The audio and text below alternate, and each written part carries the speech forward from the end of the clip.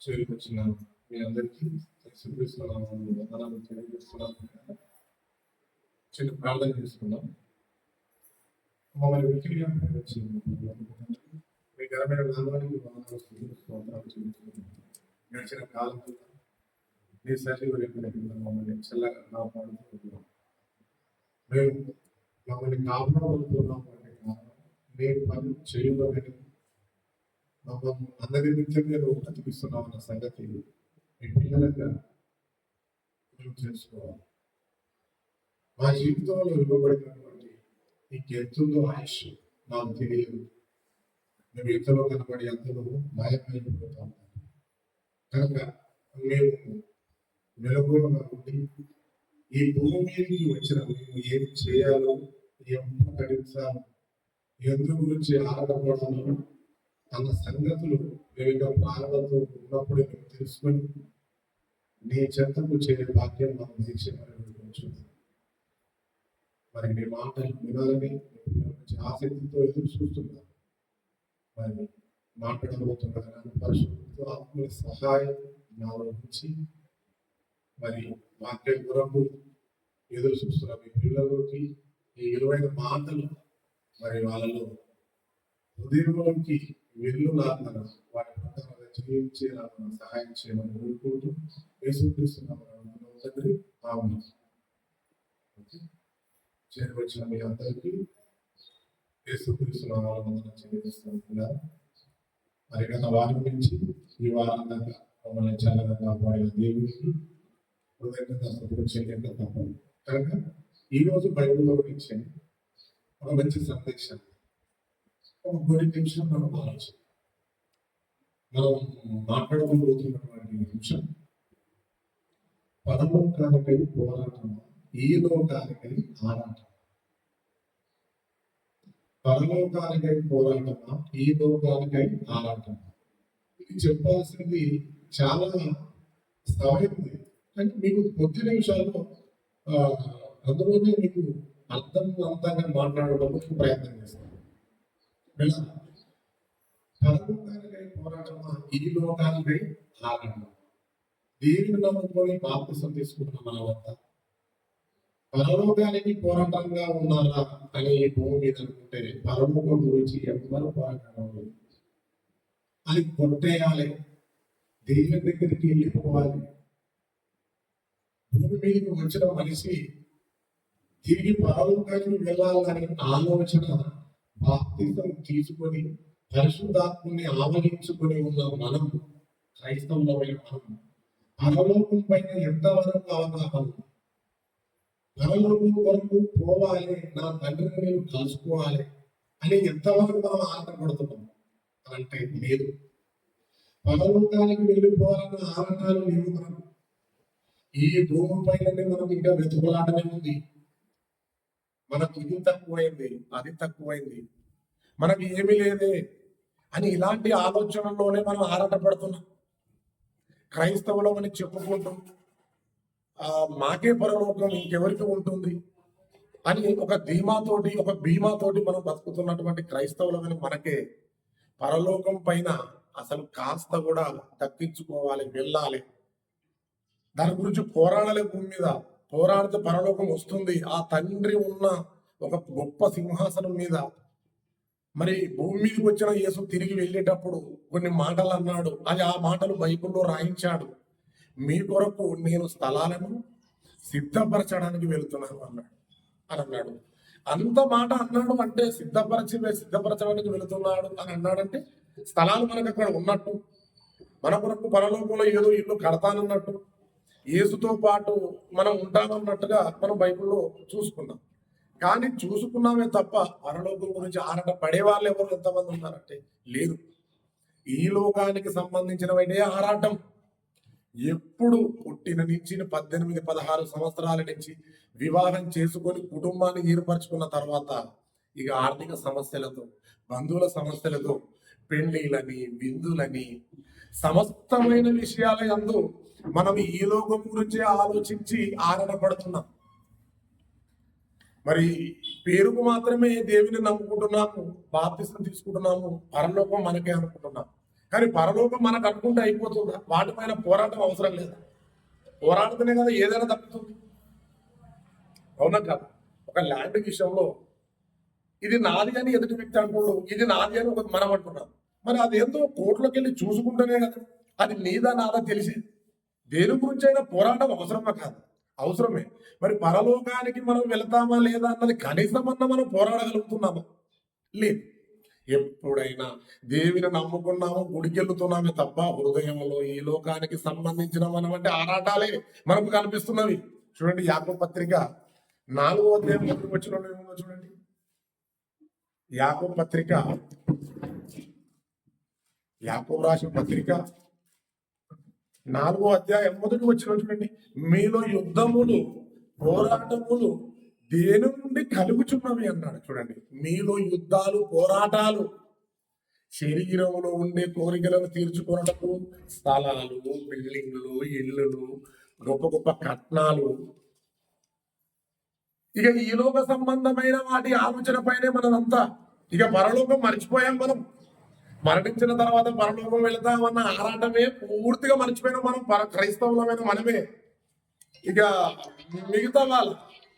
మిగతా మతస్థుల వాళ్ళ గురించి మనం మాట్లాడాల్సిన అవసరం లేదు. ఎందుకంటే వాళ్ళకి ఎలాగో భూమి మీదకి వచ్చాము, బ్రతకాలి, సుఖించాలి, తినాలి, తాగాలి, రేపు చచ్చిపోదుము కనుక తిందుము, తాగుదుము, సుఖించుదుము అని ఈ ఆరాటంలో ఉన్నారు. ఎస్పెషల్లీ క్రైస్తవులు మాత్రం ఖచ్చితంగా మనకు పరలోకం ఉంది, స్వర్గం ఉంది, నరకం ఉంది, ఇవన్నీ మనం తెలుసుకున్న వాళ్ళకి. కానీ పరలోకం గురించి మన ఆరాటాలు ఏమైనా కనిపిస్తున్నావా భూమి మీద? లేదు. ఎక్కడేసిన గొంగడి అక్కడే ఉంది క్రైస్తవ్యం. పోరాటం, ఈ లోక సంబంధమైన వాటిపైన విచారం. అన్యులు ఎలాగైతే విచారిస్తారో అంతకంటే భయంకరంగా మారిపోయారు క్రైస్తవులైతే. భయంకరంగా దొరికిపోతున్నాం. అపవాది దొరికిస్తున్న మనల్ని సమాజంలో. వాడు దేవుని నమ్ముకుని అంటాడు కానీ పొద్దున్న లేస్తే సాయంత్రం దాకా వాడి పనే. వాడు అంటాడు అలాగా దేవుని గురించి మాట్లాడతాడు కానీ వాడి హృదయంలో మొత్తం ఆశ లేదు. ఒకసారి మాట్లాడంగా నేను చూశాను అంటున్నాడు. అంటే క్రైస్తవులమైనప్పటికీ మనం పరలోకానికి వెళ్ళాలన్న ఆరాటం అన్య జనంగానే ముందు కూడా మన ఆరాటం కనిపించడం లేదు.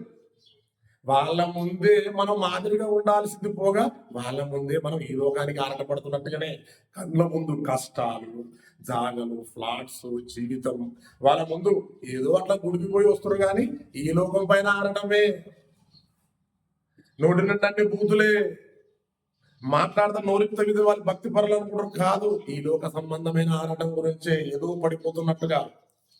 చూడండి ఇంకో విషయం, ఇంకో మాట, మత్తయి సువార్త 6వ అధ్యాయం 31. మత్తయి సువార్త 6వ అధ్యాయం చూడండి, మంచి మాట. 31వ వచనంలో ఏమని రాయబడిందో పిల్లరా, కాబట్టి ఏమి తిందుము, ఏమి త్రాగుదము, ఏమి ధరించుకుందుము అని చింతించకూడి అన్నాడు. యేసుప్రభువు వారి శిష్యులకు చెప్తున్నాడు. జనం ఎలాగో సంపాదించుకుంటారు, వాళ్ళు ఈ భూమి మీద ఆరాటపడతారు, మరణించిన తర్వాత వాళ్ళకి ఏమో తెలియదు కనుక ఈ లోకం పైన వాళ్ళ విచారం ఉంటుంది. కనుక క్రైస్తవులమైన మీరు చెప్తున్నాడు యేసుప్రభువు వాళ్ళ శిష్యులకు, ఈరోజు మనకు చెప్తున్నట్టే ఏమని, కాబట్టి ఏమి తిందుమో, ఏమి త్రాగుదమో, ఏమి ధరించుకుందామో అని చింతింపకుడి. అన్య జనులు, చూడండి ఎంత స్పష్టంగా రాయబడి ఉంది, అన్య జనులు వీటి విషయమై విచారించుదురు అన్నాడు. అన్య జనులు విచారిస్తారు వీటిపైన.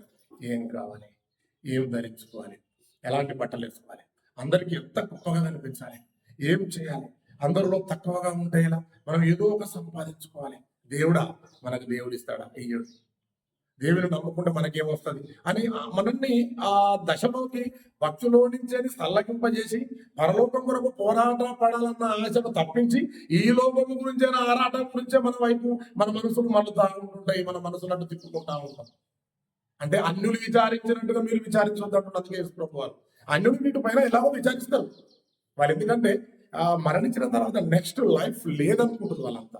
లేదు, ఈ భూమి పైన చచ్చిపోతే పురుగుగా పుడతానని మరొకరు, కుక్కగా జన్మిస్తానని మరొకటి ఆలోచన, మరణించిన తర్వాత ఆత్మ గాలిగా తేలిపోతుందని మరొక వ్యక్తి, చచ్చిన తర్వాత చచ్చిపోయే ముందు ఒక అతనికి మనశ్శాంతి కలుగుటకు ఈరోజు వైన్స్కి వెళ్ళి కూడరు తీసుకెళ్లి శవాల పైన చచ్చిపోయినటువంటి సమాధుల పైన పోసి చివరి కోరిక ఇదే అని చెప్పనిస్తున్నారు.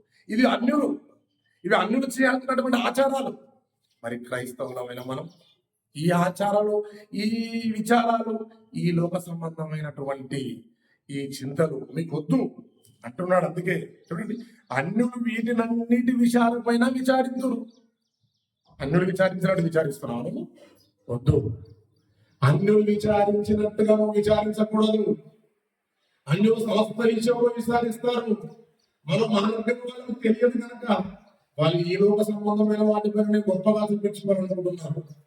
కానీ మరి మనం ఇలా యేసుతో ఉండాలి, నిరంతరమైనతో ఉండాలనుకుంటున్న వాళ్ళం. మరి మనం చింతించవచ్చా ఈ లోక విషయాలపైన? ఈ లోకము వాటిపైన మనం ఆలోచించవచ్చా?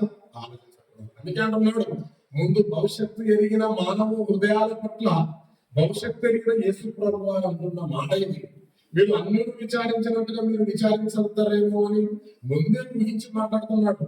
మీరు అన్నిటి విచారించినట్టుగా విచారించకూడదు అంటున్నారు.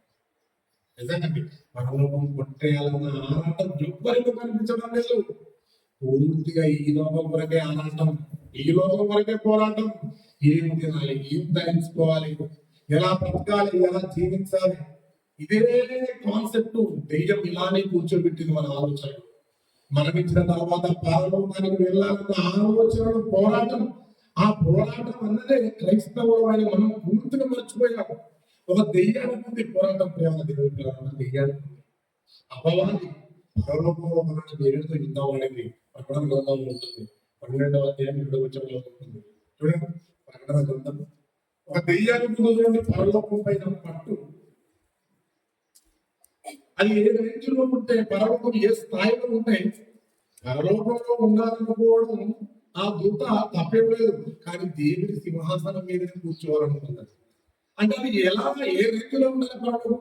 ఎంత బాగుంటే పరలోకం కావాలి అని, దేవుడి స్థానం కావాలి అని దేవునితో, దేవుని దూతలతో పోరాడు. చూడండి, ప్రకటన గ్రంథం 12వ అధ్యాయం 1-7 వచనం. అంతటా పరలోకమందు యుద్ధము జరిగెను. మిఖాయేలు అతని దూతలను ఆ ఘట సర్పముతో యుద్ధము చేయవలెనని ఉండగా, ఆ ఘట సర్పమును దాని దూతలను యుద్ధము చేసింది కానీ గెలవలేకపోయింది. చూడండి, పరలోకములు భూమి పుట్టక ముందు, నువ్వు అసలు భూమి మీదకి రాకముందు మనం పరలోకంలో యుద్ధం జరిగింది. దేని గురించి? దేవుడు కూర్చునే సింహాసనం గురించి. పిల్లలమైన మనందరికీ తిరిగి భూమికి పుట్టించి పరిశుద్ధులుగా, నిర్దోషంగా మీరు తిరిగి తన దగ్గరికి వెళ్ళినప్పుడు ఆయన పిల్లలమైన మనకు పరలోకాన్ని, ఆ పొలాలమైన మన పట్టణాన్ని తన పిల్లలమైన మనకి ఇవ్వాలని కోరుకున్నాడు దేవుడు.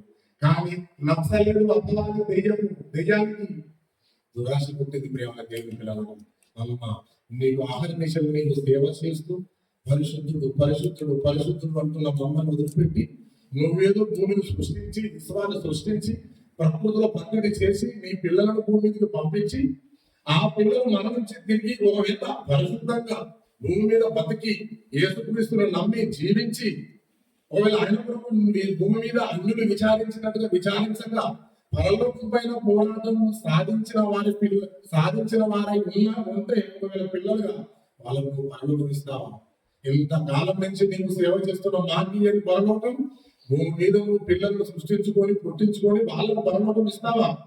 మనకు పరలోకాలు దక్కనివ్వకుండా అపవాది ఆ పరలోకం నాకే కావాలని దేవుని సింహాసనాన్ని కోరుకొని దేవునితో యుద్ధమాడింది.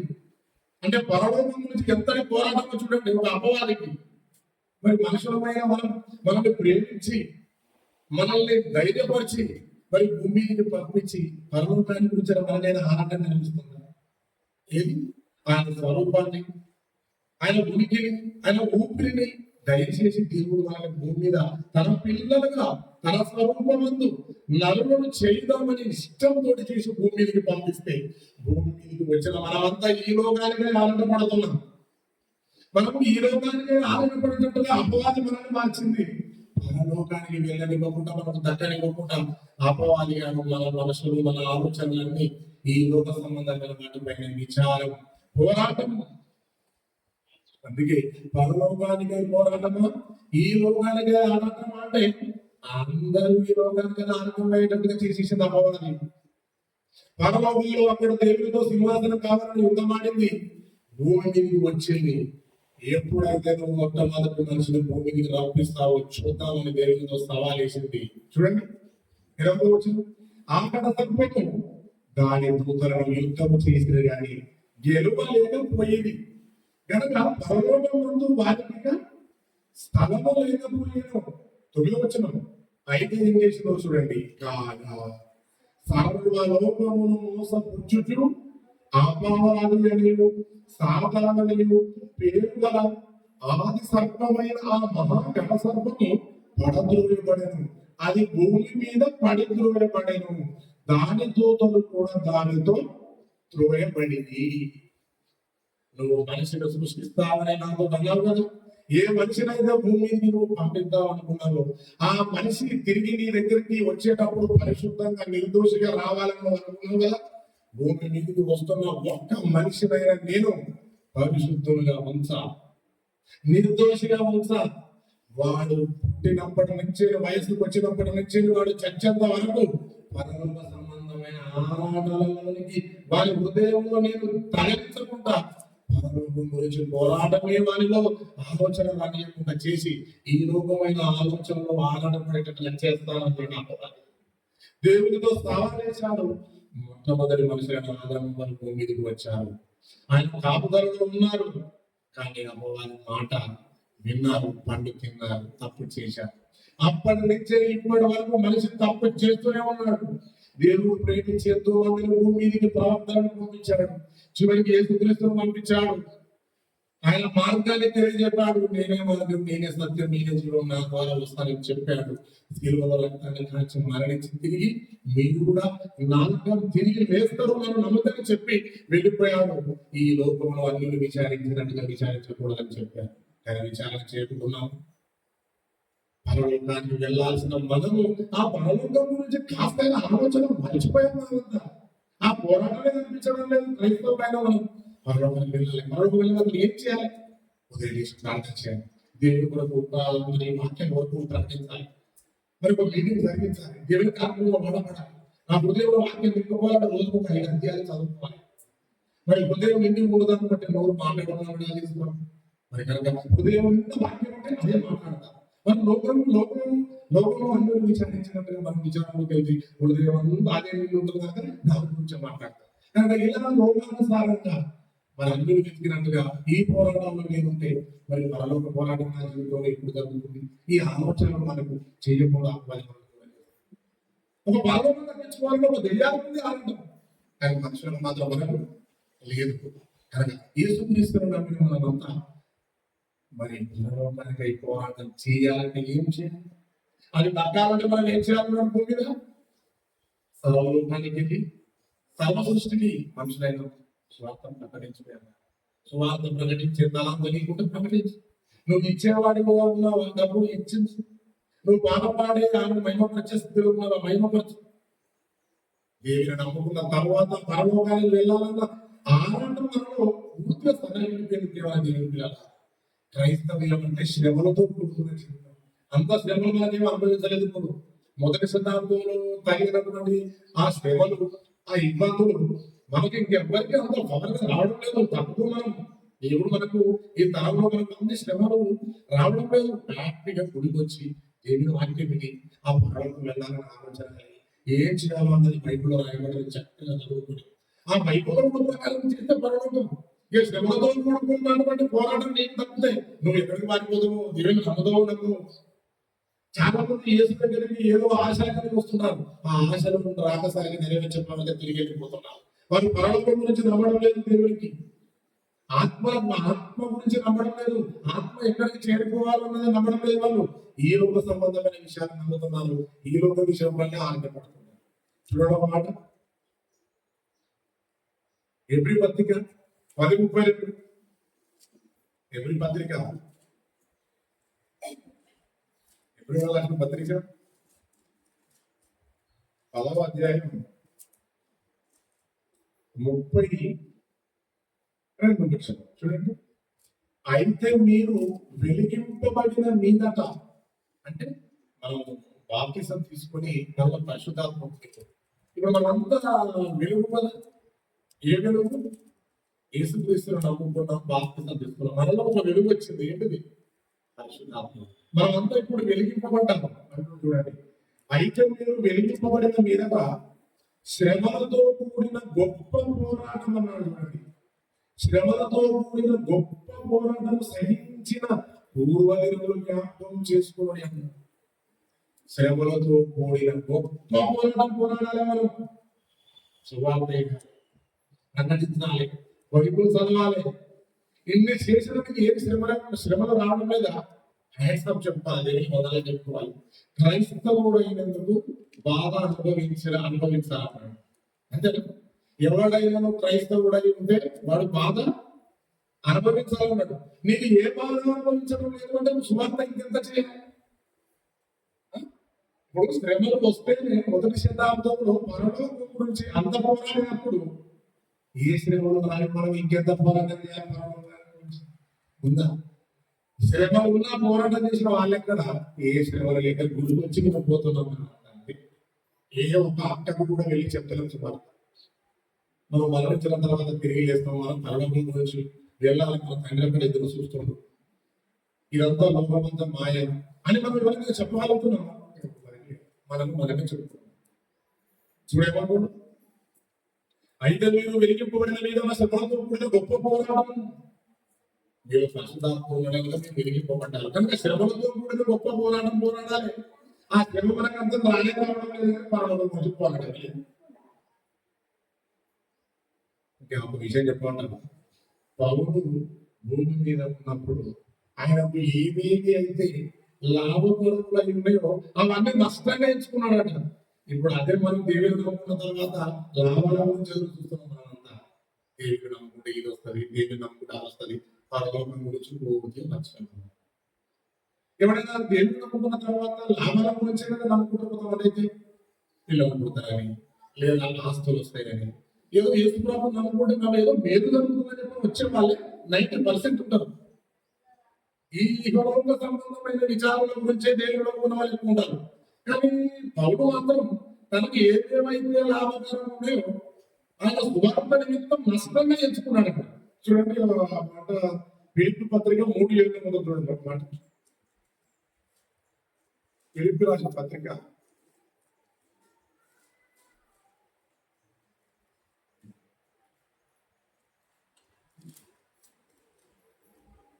3:7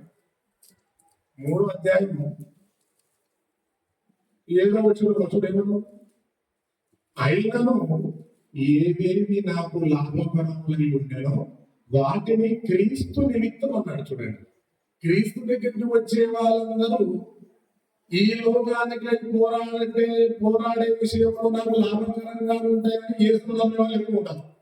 కనుక యేసు పౌలు గారు ఏమంటున్నాడు? అయినను ఏవేవి నాకు లాభకరములై ఉండేనో వాటిని క్రీస్తు నిమిత్తం నష్టంగా ఎంచుకున్నాడు.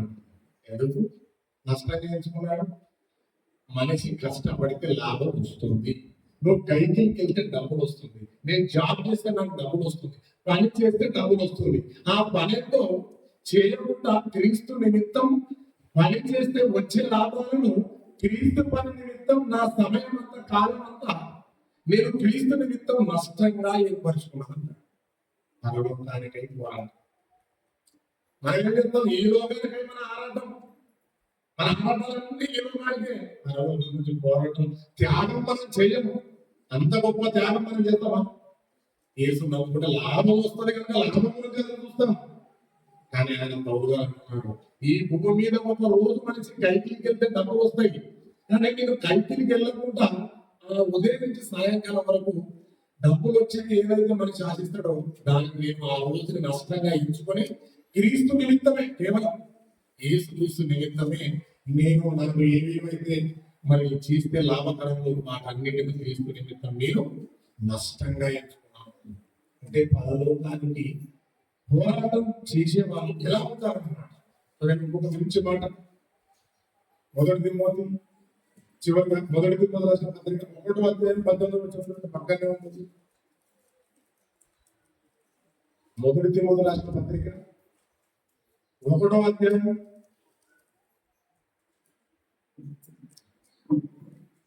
18వ వచనం పిల్లలకి, నా కుమారుడైన తిమోతి, నీవు విశ్వాసము మంచి మనస్సాక్షి కలగాలని నిన్ను గురించి ముందుగా చెప్పబడిన ప్రవచనం చొప్పున ఈ మంచి పోరాటం పోరాడగలదని నిన్ను వేడుకుంటున్నాను. మంచి పోరాటం అంటే ఏదంటే పరలోకానికై పోరాడేవారు, సువార్త చేసేవారు, దేవునికి ఇచ్చేవారు, దేవుని బయటపరిచేవారు. ఈ తరంలో నీకు ఇవ్వబడినటువంటి ఈ చిన్న ఆయుష్కాలంలో ఆయన కొరకు ఏవేవైతే లాభాలు నమ్ములేవో వాటిని నష్టంగా ఎంచుకునే పోరాటమే పరలోకానికి వెళ్ళాల్సిన పోరాటం. అంతేనా? వెళ్ళాలి అంటే పరలోకానికి వెళ్ళాలి కనుక పోరాటం చాలా అవసరం క్రైస్తవులకు. మనందరికీ పరలోకానికి అంటే ఒక మాట పరపతి కదా, మంచి పోరాటం పోరాటతిని నా వరకు గణపట్టించింది అంటారు తిరుమతి రాసిన పత్రిక. పౌరుడు తిమోతికి చెప్తుంటాడు, ఇదిగో తిమోతి, నేను మంచి పోరాటం పోరాడాను. ఎంత మంచి పోరాటం అంటే నాకు ఏవైతే భూమి మీద లాభకరములు ఉందో అవన్నీ ప్రతిరోజు లాభం వచ్చే రోజులన్నీ నష్టాలుగా ఎంచుకున్నాను. మంచి పోరాటం పోరాడాను. ఇక నా పరుగు నేను కడముట్టించింది. ఇక నా కొరకు నీతి కిరీటం ఉంచబడి ఉన్నది అన్నాడు. నీతి కిరీటం అంటే ఒక మంచి పోరాటం పోరాడే వారి కొరకు నీతి కిరీటం ఖచ్చితంగా దేవుడు ఇస్తాడు. అది పరలోక సంబంధమైన పోరాటం అయితే దేవుడు నమ్ముకొని ఎన్నెళ్ళైనా నువ్వు ఇంకా నూతనంగా పోరాటం చేస్తే నువ్వు పరలోకం గురించి ఎప్పుడు పోరాడాలి? నీ గురించి ఎదురు చూస్తున్న తండ్రి ఇల్లు సిద్ధపరచాలని వెళ్ళిన యేసుక్రీస్తు మరి ఆయన అన్న మాటకు నువ్వు ఏం న్యాయం చేయగలుగుతావు? ఈ లోకానికై మనం అంత క్రైస్తవులైన తర్వాత వాడకపోతున్నాం, కానీ పరలోకానికైన పోరాటం మనలో ఎవరికి కనిపించడం. ఒక దెయ్యాలు ఉంది, వెళ్ళాలి నిషేధంలో దగ్గర ఉంటుంది. తేజ నక్షత్రమా, రేపు చుట్టూ అన్ని ఎట్లా పడుతుంది. ఆకాశ సింహాసనం ఎత్తుగా ఎత్తించుకుంటూ గల దేవుడితో సమానంగా ఉండటము దెయ్యం. దేవుడితో సమానం ఉండటము ఒక దెయ్యం ఆటపడుతుంది అంటే అది గర్విస్తుంది. కానీ మనం అలాంటి గర్వించకూడదు కదా. దేవుడి సింహాసనం కావాలనుకోవడం లేదు, పరలోకానికి తిరిగి రావడం దేవుడు అంతే. అని ఒక అపవాదం ఉందన్నమాట, పరలోకం దక్కించుకోవాలని, సింహాసనం ఎవరు నిలబడాలంటే. కానీ మనం పరలోకానికి వెళ్ళామన్న ఆలోచన చింతే లేదు. మనం వస్తున్నాం, ఎక్కడ పిలిచిన కొంగడ అక్కడే ఉంది. నీలో ఏం కనిపించడం లేదు, క్రియలు చచ్చిపోయిన అవయవాలు. పరలోకానికి పోరాటే నోరు మాట్లాడుతుందా? నీ కాలు కదులుతుందా? నీ అవయవాలు దేవుని కొరకు పనిచేయాలన్న పరలోకం కొరకే పోరాటం కొరకు నువ్వు ఏదైనా చేయగలుగుతున్నావు అంటే ఏమీ లేదు. వెళుతున్నావు, గుడికి వెళ్తున్నావు అంతే. కానీ మిగతా 6 రోజులు ఏ లోకానికైనా ఆరాటం. అన్ని కూడా అదే కదా చేస్తున్నారు, అన్ని కూడా అంతే కదా సేమ్. కనుక పరలోకానికై పోరాటం ఇలా ఉండాలి. శ్రమలతో కూడిన పోరాటం, పని చేయాలి, దేవుని పని చేయాలి. ఈ లోకానుసారంగా ఏం తిందుము, ఏం తాగుము, రేపు చచ్చిపోదాం కనుక ఉండకూడదు. క్రైస్తవ్యం అంటే మనం పరలోకం ఉంది, నరకం ఉంది, ఇది నిజం. పరలోకానికి కొరకు పోరాటం చేయాలి అంటే ఇవి మనం చేయాలి. కనుక ఈ లోక ఆరాటాలను వదిలిపెట్టి ఈ విషయాన్ని తెలుసుకున్న దీన్ని వివరించి ఖచ్చితంగా పరలోకానికి వేయాలన్న పోరాటం కూడా కనిపించాలి. త్యాగం చేయాలి, చేస్తేనే మరి పరలోకం. ఏ త్యాగం చేయకపోతే ఎలా చెప్పు. మంచి మంచి క్రైస్తవులు చాలా మంది ఉన్నారు, ఉద్యోగాలు పెట్టుకొని దేవుడు చేయాలని చేయాలని ఇష్టపడేవారు. నెలకు వచ్చే వేతనం, జీతం, అందులో స్థలం దేవుడికి ఇవ్వాలనుకున్నారు. ఎంతో మంది ఉంటారు, త్యాగం చేస్తారు. దేవుడు అంటే చచ్చిపోయేవాళ్ళు చాలా మంది ఉన్నారు. యేసుప్రభు అంటే మనలో మార్పు రావాలి. పరలోకం కొట్టాలన్న ఆలోచన, పరలోకానికి వెళ్ళాల్సిన మార్గాలు మనం తెలుసుకోవాలి. కనుక మీరు ఈ విషయం మీకు అర్థమైందని నేను అనుకుంటున్నాను. ఓకే, ప్రారంభించుకోండి. పరిశుద్ధమైన మా పరలోక తండ్రి, మీ ఘనమైన నామమునకు వందనాలు. పరలోకానికి పోరాటం, ఈ లోకానికి ఆరాటం అందరం కలిసి ఆలోచించాము. అవును తండ్రి, మాలో ఎవరికి పరలోకానికి మీ దగ్గరికి రావాలన్న ఆరాటం కానీ పోరాటం కానీ ఏం లేదు. అన్ని ఈ లోకం గురించి ఆరాటం కనుక తండ్రి, మేము ఇక్కడి నుంచి తండ్రి పిల్లలకి మంచి ఆలోచనలు మీ దగ్గరికి రావాలంటే మీ పెద్ద ఆ పరలోకంలో సిద్ధపరుస్తున్న ఆ ఇళ్ళని మేము తగ్గించుకోవాలంటే, రిజర్వేషన్ చేసుకోవాలంటే ఈ భూమి మీద మేము ముందుగా నీ పనులు చేయాలి, నీ కొరకు బ్రతకాలి. అలాంటి అలవాటాలే మాకు ఉండాలని మేమందరం ఆలోచించాం. మంచి మాటలు మరి వాళ్ళ దేవుడికి వెళ్ళాలి, వాటి ప్రకారం బ్రతకాలని ఆలోచన పెట్టి ఇతబడిన వాక్యం వాళ్ళ ఉపదంతలుగా అర్థవంతంగా మరి మూలంగా ఫలించినట్టుగా సాధించి ఇంతవరకు మీరే నడిపించారు.